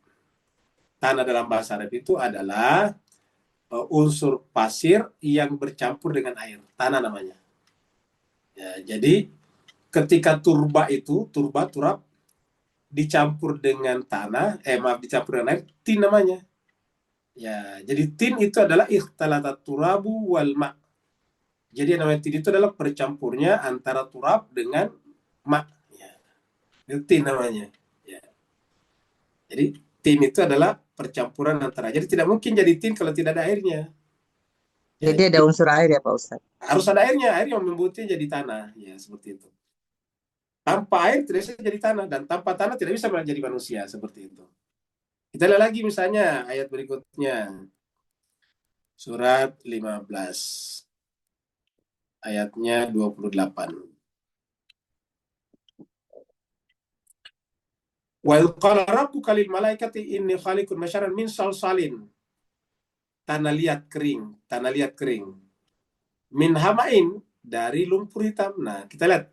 Apa yang namanya tanah liat? Walaupun kering, tanah liat, lumpur hitam. Disebut tanah liat itu tanah yang pernah berair. Lumpur hitam, lumpur itu adalah berair. Disebut lumpur kalau dia berair. Kalau tidak berair bukan lumpur namanya, gitu. Kalau dia bukan tanah liat, walaupun dia kering, bukan salsalin namanya, itu namanya turab. Makanya kita mengenal istilah turbah. Turbah itu kering, ya. Tidak ada airnya. Jadi min salsalin. Jadi semua dalam bahasa Arab itu menggunakan istilah itu. Hamain itu lumpur. Kalau yang namanya lumpur pasti becek. Biasanya kita ini angkat anunya, lepaskan sendalnya karena tanahnya berlumpur. Nah, berlumpur itu becek. Ya. Makanya yang dibuat jadi batu bata itu lumpur. Lumpur karena bisa dibentuk menjadi batu bata, bisa dibentuk sesuai dengan apa cetakannya. Cetakannya segi 4, jadilah batu bata segi 4. Nah, jadi walaupun tidak disebutkan itu adalah apa namanya, disebutkan tanah. Tetapi sudah disebutkan tadi dalam surat Anbiya, semuanya dari air. Jadi unsurnya air. Dan disebutkan secara spesifik lagi di sini, surat 32. Surat 32, ayatnya 7, 8, kita lihat sini. Nah, ini kita lihat di sini. Alladzi ahsana kulla syai'in khalaqah. Wabada, dan dia memulai. Karena memulai itu berarti di awal. Wabada khalqal insani min tin, dari tanah. Tanah tadi sudah ada airnya. Summa, kemudian ja'ala naslahu, dia menjadikan keturunannya Adam, min sulalatin, dari saripati, min ma'in, dari air. Nah, disebutkan dari sini air. Ya. Di tempat lain dikatakan falyanzurul insanu mimma khulika min ma'in dafiq, kamu gitu. Hendaklah manusia menciptakan, dari mana diciptakan? Khulika min ma'in dafiq. Manusia diciptakan dari air yang terpancar. Nah, jadi seperti itu. Jadi saya kira ya. Ada lagi yang lain? Makasih Pak Ustadz. Ya, silakan. Ada Ustaz. Sama-sama. Siapa lagi tadi yang bertanya? Oh, silakan Pak Syuhada. Oh, Pak Syuhada, silakan. Mas Syuhada. Bismillahirrahmanirrahim. Tadi kita menyinggung ayat ya ayyuhalladzina amanu la tarfa'u aswatakum fawqa sautin nabi. Ayat ini dipahami seperti apa Ustaz? Kalau mungkin sahabat dulu bisa memahami ayat ini karena mereka tahu Rasul kalau bicara itu sampai batas mana gitu Ustaz. Kalau kita kan tidak tahu. Rasul dulu bicara itu sampai batas suara intonasi semana, sehingga kita tidak tahu bahwa kita ini sudah melebihi saut Nabi, atau ayat ini dipahami dengan dimensi lain Ustaz. Terima kasih Ustaz. Baik, terima kasih banyak. Jadi harus dipahami secara lebih dalam ayat ini. Jadi bukan hanya sekedar suara dalam pengertian tekanan, karena kalau tekanan suara memang berbeda-beda setiap suku bangsa ya. Ada suku bangsa kalau berbicara tekanan suaranya naik, bukan karena dia kasar, tetapi memang kebiasaannya begitu. Ada juga orang suku bangsa yang memang berbicara rendah, lembut, karena memang lingkungannya seperti itu. Nah, jadi kita lihat itu berbeda-beda. Nah, dengan demikian kita harus memahami lebih dalam ayat ini sesuai dengan konteksnya, yaitu bahwa kata-kata tarfau di sini meninggikan, artinya melampaui. Jadi kita jangan berpendapat lebih daripada pendapat Nabi. Ya. Jangan berpendapat lebih daripada pendapat Nabi. Contoh misalnya Nabi sudah jelas-jelas memberikan juklak pelaksanaan suksesi setelah beliau wafat di Ghadir Qum, sepulang dari Haji Wada, 3 bulan sebelum beliau meninggal. Dan semua orang sepakat pada saat itu ketika Nabi mengatakan mangkuntu maulahu fahadalil maula, semua sepakat, semua musafah, semua jabat tangan, mengucapkan salam kepada Sayyidina Ali. Terus setelah Nabi wafat, ceritanya lain lagi. Nah, kan berarti ada unsur-unsur yarfa'u aswatahum. Ya. Jadi kita artikan yarfa'u, ya kita ganti ya karena mereka. Jadi ada unsur-unsur yarfa'u aswatahum. Faqasatin Nabi di situ. Mereka mengangkat suaranya di atas suara Nabi. Itulah sebabnya ada hadis mengatakan, saya nanti menunggu kalian di telaga Haud, di Haud, telaga Haud. Dan saya melihat di sana ada orang yang akan mau masuk dalam telaga Haud, tetapi ditahan. Tidak bisa masuk. Dan saya lihat mereka adalah sahabatku. Saya berteriak, ashabi, sampai Nabi berulang mengatakan ashabi. Lalu kemudian malaikat mengatakan, mereka memang sahabatmu, tetapi la tadri, kamu tidak tahu, ma'ahdasu membadik. Kamu tidak tahu apa yang mereka perbuat sepeninggalmu. Kan ini menunjukkan bahwa kata-kata yang diperbuat sepeninggal Nabi adalah mereka sepeninggal Nabi mengangkat suaranya lebih daripada suara Nabi. Yarfa'u aswatahum fauqa sautin Nabi. Makanya tidak mungkin ada larangan ini kalau Allah tidak melihat ada indikasi itu. Kita sampaikan ada larangan kalau ada potensi melanggar larangan itu. Makanya tidak ada larangan makan batu. Karena tidak mungkin ada potensi makan batu. Tidak ada orang makan batu. Yang ada larangan minum arak. Karena banyak orang yang minum arak. Jadi setiap banyak terjadi baru ada larangan. Banyak terjadi tetapi merusak, maka kemudian ada larangan. Tapi walaupun merusak tapi tidak mungkin terjadi, tidak perlu ada larangan. Ya, makanya di dalam Al-Quran pun juga tidak ada kata-kata dilarang minum air laut. Tidak ada kata-kata haram minum air laut. Kenapa? Karena tidak ada orang minum air laut. Ya, yang ada orang minum arak lagi tadinya. Kalau minum air laut tidak ada. Karenanya tidak mungkin orang minum air laut. Kalau orang minum air laut biasanya tanpa sengaja kecebur ke dalam air ataukah dia tenggelam, ya itu bukan unsur kesengajaan. Jadi dengan demikian larangan ini ada karena ada kemungkinan, ada peluang, ada opportunity, ada potensi untuk orang-orang mengangkat suaranya lebih dari suara Nabi, bahkan wala tajharu lahu bil qauli kajahri ba'dikum li ba'din, sampai kerasnya suara ini ketika Nabi akan menghembuskan napasnya terakhir, menyuruh mereka pergi. Menyuruh mereka pergi. Ingat Kamis hitam sesaat sebelum Nabi wafat. Mereka disuruh pergi karena ribut di sekitar Nabi. Terima kasih banyak atas perhatian Bapak. Ada lagi, Ustaz? Ada lagi. Di chatroom. Di chatroom ya, kita chatroom dulu.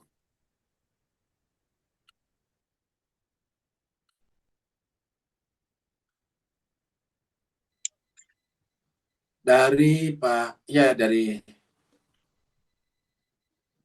Umi Fasyajinan ya. Dalam surat Al-Baqarah ada malaikat yang meminta kepada Allah untuk menjadi manusia karena ingin heran melihat manusia bermaksiat. Di surat Al-Baqarah ada 2 malaikat yang minta kepada Allah untuk menjadi manusia karena ingin heran ya. Karena heran melihat manusia bermaksiat.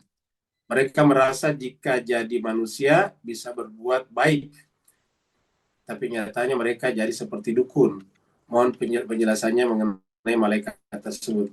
Jika sejak malaikat mereka meremehkan manusia, bukan itu berarti mereka memiliki penyakit hati juga, memiliki nafsu juga, dan bagaimana penjelasannya? Ini sebetulnya adalah Babylon ya, yang terjadi di Babylon, yaitu malaikat Marut dan siapa lagi, kita surat Al-Baqarahnya ya. Jadi Harut dan Marut ya, malaikat Harut dan Marut. Ini sebetulnya tidak ada indikasi kalau dia menjadi malaikat, menjadi manusia. Jadi tidak ada sama sekali ya. Jadi kita lihat di sini nih surat Al-Baqarah. Surat Al-Baqarah ayatnya hampir 100 ya. Kita lihat sekitar sini. Ya.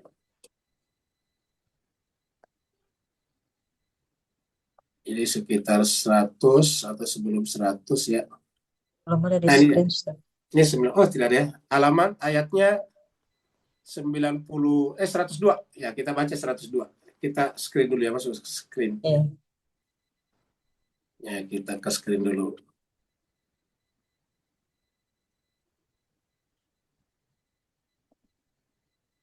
Ini ayatnya 102. Allah berfirman, "Wattaba'u ma tatlu syayatinu ala mulki Sulaiman."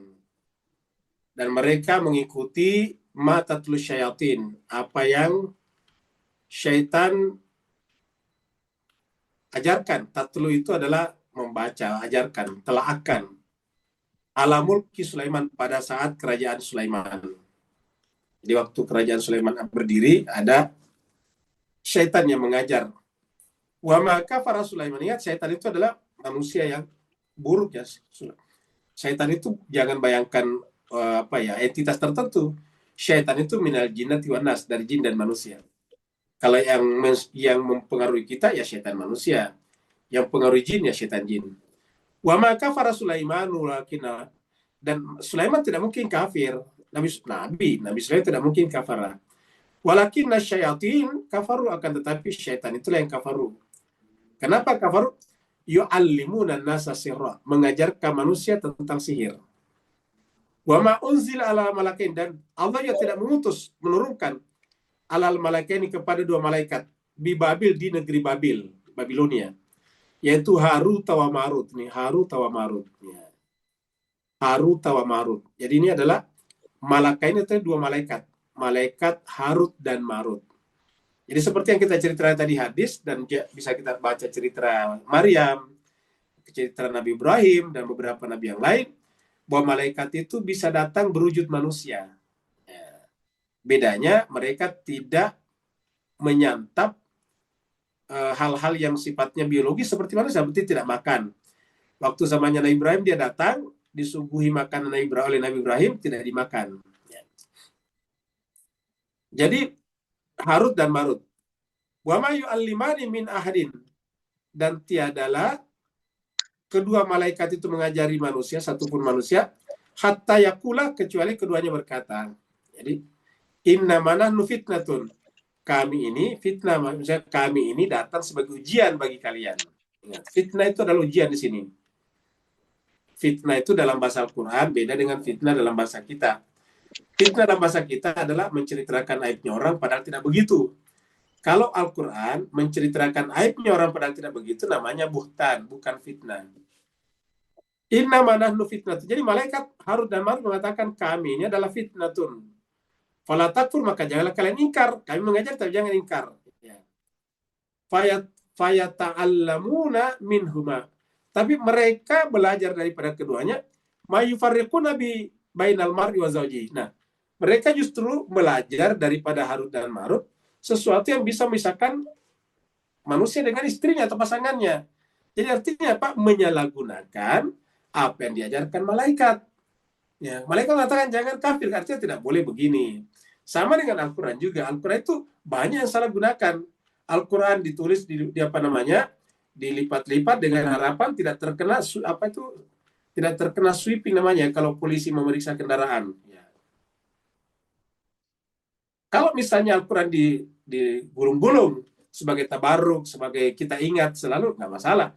Tapi ini menghindar dari hukum ini tidak boleh menyalahgunakan. Ya. Jadi kita gulung-gulung ayat supaya nanti kalau ada pemeriksaan surat-surat kendaraan di depan, polisinya tidak manggil, katanya tidak lihat. Lah ini kan pelanggaran, kamu gitu. Kalau pelanggaran, ya mengaku saja baik-baik, Pak, mohon maaf saya melanggar. Sudah selesai. Jangan justru pakai ayat untuk mengelabui hukum. Nah, jadi begitulah. Jadi sekarang juga banyak menyalahgunakan ayat-ayat Al-Quran untuk melakukan. Bahkan ada yang melakukan tipu-tipu. Ya. Jadi ma yufarriqu nabi bainal mar'i wa zawjihi. Saya kemarin mengajar di suatu tempat. Salah seorang yang bertanya kepada saya, Pak Ustadz, saya itu baru mengikuti pelajaran tentang kalau dibaca-bacain orang ayat-ayat Al-Quran, biruyah. Ya, sampai ada trainingnya katanya. Suaminya sakit. Saya bilang, apa nama judul trainingnya? Katanya Tibbun Nabawi. Tibbun Nabawi, pengobatan Nabi. Trainingnya sekian kali pertemuan. Saya bilang, bayar nggak? Bayar berapa ya? 1,9 juta. Saya bilang, itu judulnya Tibbun Nabawi, tapi caranya tidak Nabawi. Kapan saya bilang Nabi mengajar, mendoakan umatnya dengan meminta bayaran seperti itu? Coba cari hadisnya, cari ayatnya. Nabi itu orangnya paling tulus, ya, paling ikhlas. Dilempar batu, dicaci maki, tidak pernah minta bayaran sama orang-orang. Ya, jadi judulnya Tibbun Nabawi, tapi satu peserta 1,9 juta itu tidak Nabawi. Ya. Jadi menjual kata Tibbun Nabawi dengan cara tidak Nabawi, begitu. Ya. Kalau dia memang benar-benar Tibbun Nabawi, dia harus ikhlas seperti Nabi. Ya, ikhlas seperti Nabi. Nabi itu adalah mengajar siang dan malam, dia benar-benar ikhlas. Bahkan alih-alih mendapatkan apresiasi, bahkan dilempar batu, bahkan diusir dari Mekah. Ya. Seperti itu. Nah, ini contoh-contoh yang konkret. Berarti mereka apa? Menjual Al-Quran. Dengan demikian Al-Quran diubah seperti mana tadi? Mereka mengambil pelajaran dari malaikat untuk yufarriquna bihi bainal mar'i wa zawjihi. Dan seterusnya. Jadi ini kita lihat tidak menemukan adanya di sini indikasi bahwa malaikat itu ingin menjadi manusia. Dibaca saja nih. Surat Al-Baqarah ayat 102 yang berbicara tentang dua malaikat, yaitu Harut dan Marut. Tidak ada di sini pembicaraan bahwa keduanya ingin jadi manusia karena melihat manusia bermaksiat. Terima kasih banyak atas perhatian Bapak sekalian. Mohon maaf atas segala kekurangan. Wassalamualaikum warahmatullahi wabarakatuh. Waalaikumsalam warahmatullahi wabarakatuh.